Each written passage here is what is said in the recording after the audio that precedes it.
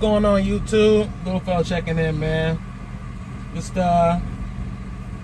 sitting here right now down in Screwston, Texas, picking up a load, waiting on our hard workers to get back to work here, man, so I can check in and out, so I can get this moving. But yeah, just gonna talk a little bit about Dart stuff, you know. Now, I started with Dart last year, so I can give you your 30-day, your 90-day, your 120, 180, you know, 365, whatever, review of the company, because I've been there for a minute, so I pretty much know how they operate. Even when they tell me it's like this, I know I can still get it like that. So, couple things really, just if you work for Dart, do know when you wherever truck you get, whether you're a lease purchase or a company driver, there are speed limiters in the trucks. I think they might start you off at 65 and they'll set them as high as 67.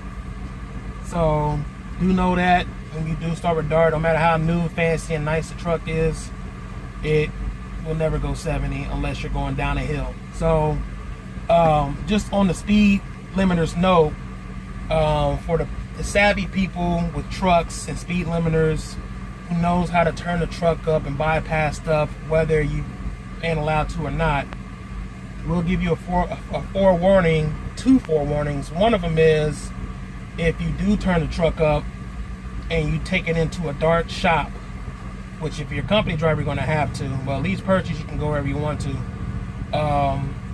They can and will hook up your truck to their computers, and they can see what the speed limit is set to. If it's set above 65, 67, if you got it at 71, 70, 75, 80, whatever, they will turn it back down. And not only will they turn it back down, they will charge you to turn it back down. For the lease purchase drivers, well, and company, be real careful if you did do something like that or found out a way to do it for whatever reason, because you can get a type of consequence for it. I don't know what it is. I didn't do it. I just know that I know people in different companies have found ways to tear their trucks up, and I don't want you to come to Dart thinking you do the same thing, which you probably can. Just let you know that that can be a problem. Now, for owner-operators, what I've heard from only one operator, I ain't got no proof yet, with that one rumor saying that they are trying to get owner-operators that's coming new to Dart now to actually turn their trucks down to 68. I have heard that once. Don't know how true it is. If you're an owner-operator, I know you're sitting there saying, you know, fuck that shit, whatever. It's my truck. I can do it as I please. I can take it somewhere else.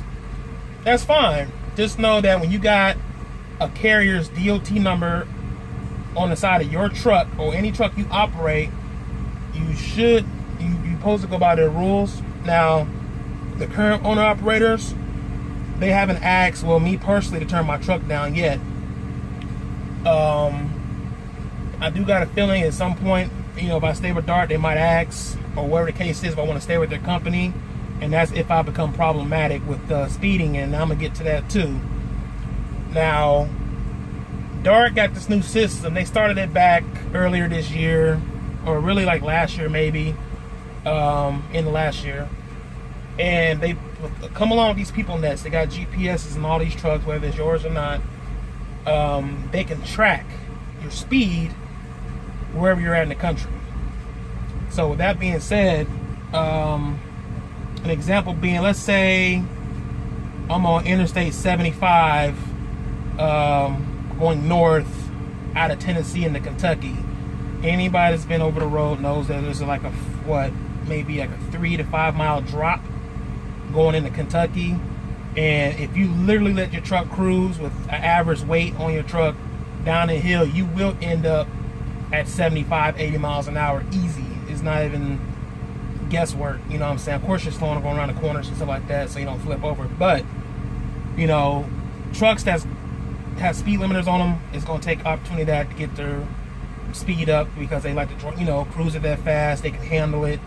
A lot of people do it for field purposes. If I had to drag, 3-5 miles up a hill, getting 2.5 miles a gallon, then yeah, I would like to get my fuel back going down a hill, going 70, 75, 80, whatever it is, coasting down the hill. I don't really want to hit my brakes a lot because I'm cutting my fuel, my fuel savings.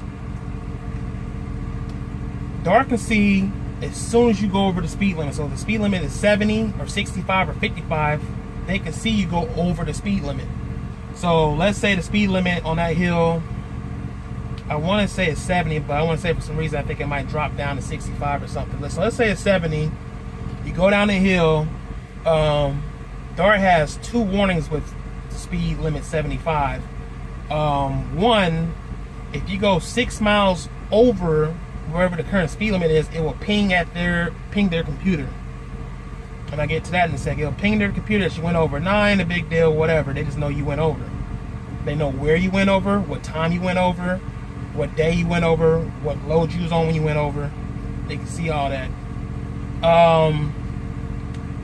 Also, with 75, if you happen just to go over 75 to go over 75, whether the speed limit is 60, 50, or even 75, they supposedly can see you over 75. 75 is like a threshold speed limit for you to go over. Them knowing that their trucks is limited at 65 or 67, that throws a red flag at them generally to know why your truck is even going 75 or 76 to begin with. Now, if you got your own truck, they can see why. But if you have a lease purchase truck and you're going 75, 76, and let's say there's no hill where you're doing that at, you're in Texas, where the speed limit is 75, and you're going 76 and 75, they will see that, and it'll be questioned to highway sales, which is the people who lend you the truck, why are you going that fast? So I don't know what that consequence is. I'm just letting you know that they can see it. So back to the pinging. So the ping thing is, if you get over 30 pings within a week, you will be flagged for them to contact you via phone. So you might be driving one day, you might get a phone call and say, hey man, this is so-and-so in safety. I want to talk to you about your speed. You had a couple areas where you was in Tennessee or North Carolina or Pennsylvania, where all the hills are. We got you pinging a couple of times. You was doing 63 and a 55, you was doing 72 and a 60, you was doing 71 and a 65. We had one incident where you was actually going 77 and a 65. You know why that is? They ask you questions like this. Look, me personally, I'm not going to sit here and worry about what speed I was going everywhere I was going, but that's what they want you to do. They want you to pay attention to your speed everywhere you're going. Now, in certain situations, it can't be helped. You might be taking like what I just took, US 59 down to Houston, and you might come into a small town with no warning, especially if you've been going 75 for the past 20 miles or more or whatever. And it might give you one warning to say, okay, it's going from 75 to 60. Okay, so you slow down to 65, 60, whatever. Next thing you know, not even a block later, it'll say 50, and then 40, and then 35, and then 25. It'll just go drop down really fast. A truck cannot literally slow down that fast unless you slam on the brakes. Nobody want to slam on the brakes in their trucks. Company, lease, or owner operator. I don't. I use my Drake brake to slow down best as I can. So naturally, if I'm going 75 and it drops to 60, I might get down to 65 by the time I hit 60. If it drops down to 50, I'm at 65. I might get down to my 57. So bam, that's the ping. It'll jump down to 40, and then now I'm going 48 and the 40 ping again. It can add it can add up quick. Now, I'm not intentionally speeding. I am slowing down. I do see the speed, but they're not going to give you a warning for every single sign down that strip to let you know it's going to slow down. If it just said, you within city limits, some towns say it, but if it say you within city limits, boom, I know it's speed limit 75. I'll just slow down automatically. But not everywhere is subject to do that.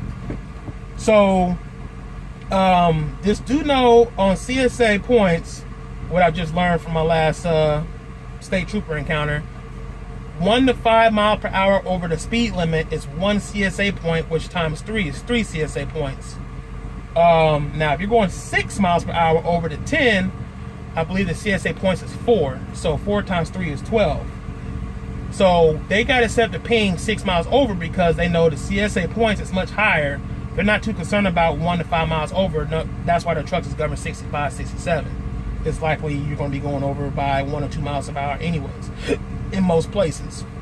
Or some places now, they up the speed limit in a lot of places to 70. So most of your pinging is really going to happen when you're going into inner cities or inner towns, when you're trying to slow down, or you're just been cruising for so long, like I say, you ain't paying no attention, and then boom, that happens. So that's the thing with the speed limiters. Now, if you have too many 10 mile per hour over, or even 15 mile per hour over, you might get put on what they call a safety hold. And I really can't stress how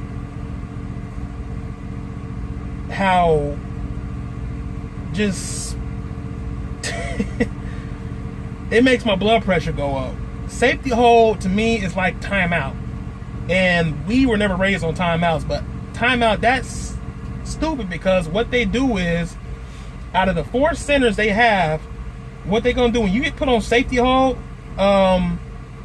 they will block you from any load. So you can lose a good load with good miles, or a light load, or wherever, because of safety hold. Because wherever you're at, they will direct you to a center, the very next load. Like they can't see no other loads around what to get you to a safety center, so you can talk to safety. Now, that's no thing to sit there and say you're gonna get fired or anything. It's just that they want to show you what you're doing, because if they've already called you and told you what you're doing, and that's not working, the next thing they're gonna do is show you what you're doing. Now, when they show you what you're doing, they're gonna it's gonna cost you money, because 1, to take you off the road. 2, if it's over the course of a weekend, so let's say you're Friday, you go put on safety hold, your next load is going to a center, you get there Saturday, well, you got to sit Saturday and Sunday until Monday until they come back in.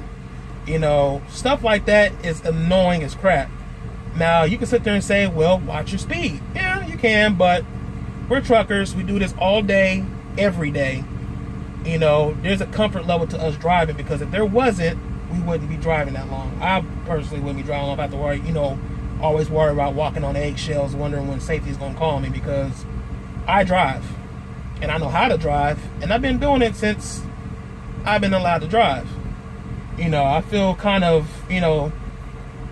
some despicable way about somebody that sits behind a desk all day long, who's probably not even licensed to drive a truck, to sit there and tell me how to drive my truck. My truck at that. I know you got your DOT number on the side of the truck. I know you're doing your job. I understand that. But the whole timeout safety thing, safety hold, that's just nuts to me.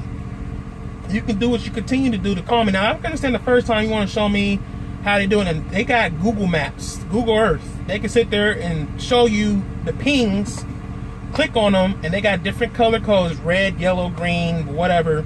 And they can say, if you're going 71 to 65, you was on Interstate 65, you was in Alabama going to Tennessee, it was this time of the day. They see all that. And they will show you, and they just want to let you know where to watch your speeds at, and then you put off safety hold, and then you're back to dispatch. You're out the office. Now, you can be brought in multiple times to talk to safety if you really just be speeding like that. Now, the thing I want safety to understand, they are watching this video, I want you to understand this part. If I wanted to speed, I'll do it all the time. If I want a speed ticket, I can easily get one. Now, the fact that I haven't got a speeding ticket will let you know that I'm doing something wrong, but I'm also doing something right. Now, we know there's certain areas, especially places like Chicago, where the speed limit might say 60. Trucks go 68 because they know they can go 68 for whatever reason. There's something that we can go off and go by and know that where we can drive this a little bit faster. Even though the speed limit says 55, we know we can do 65 because of the area, the flow of traffic, whatever, hills, time of day, whatever. I know what I'm doing. I go through all the time. It's the places I've never been to or haven't been out to that I'll be more cautious, and I don't drive as fast anyways.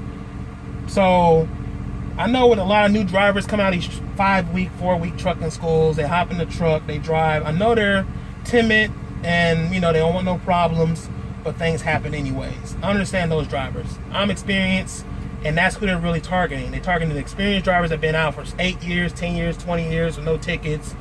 They know everything, whatever.